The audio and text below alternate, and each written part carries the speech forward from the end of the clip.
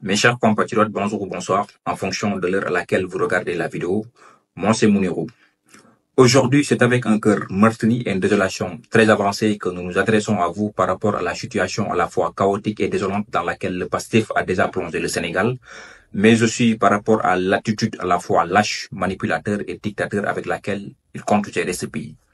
Comme vous l'avez tous constaté, de mars 2024 à maintenant, nous avons pu enregistrer plus de 83 arrestations arbitraires, soit 83 prisonniers politiques du régime Sonko Diomaye.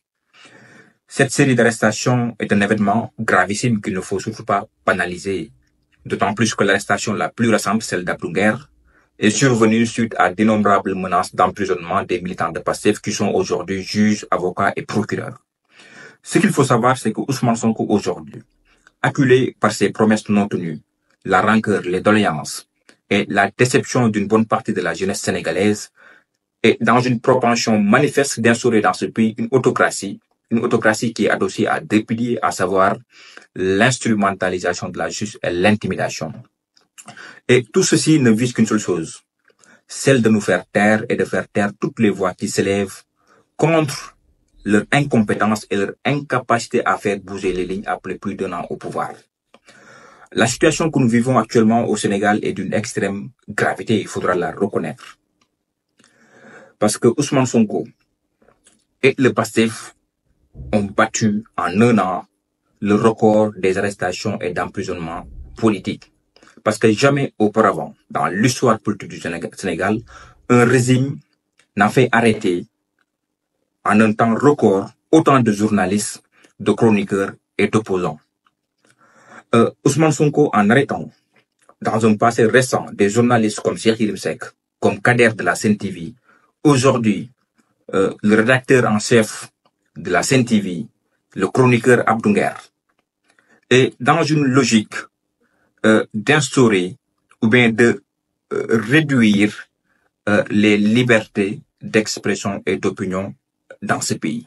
Parce qu'en arrêtant des journalistes comme Cheikh Yérim Seck, comme Kader, le rédacteur en chef de la Sen-TV, comme le chroniqueur Abdou Nguer, l'arrestation la plus récente, ce n'est plus un problème d'un journaliste ou d'un chroniqueur arrêté. Ça va au-delà. Et donc, c'est un problème de la démocratie qui est posé. Notamment, c'est de la liberté d'expression et d'opinion. Raison pour laquelle j'en appelle à tous les patriotes, les vrais, avec un grand P, je ne m'adresse pas aux Sonko-moutons, mais les vrais patriotes épris de justice et de transparence, de s'ériger en bouclier contre cette dictature rampante, contre cette autocratie que Ousmane Sonko veut instaurer dans ce pays pour dissimuler, voiler, en tout cas l'incompétence du régime en place. L'incapacité du régime en place a fait bouger les lignes après plus d'un an au pouvoir. Raison pour laquelle j'en appelle à tous les patriotes, les vrais, avec un grand P, de s'ériger en bouclier, d'exiger, d'organiser des manifestations un peu partout à travers le pays, parce que les réseaux sociaux, tout simplement, ne suffisent pas, mais il faut aller au-delà, penser à organiser des manifestations un peu partout à travers le territoire national, au niveau de la diaspora, pour exiger la libération d'Abdou Nguer et de tous les autres prisonniers politiques, parce que tout simplement, ils ont été arrêtés injustement, ils ont été tout simplement emprisonnés à des fins politiques par Ousmane Sonko et son procureur.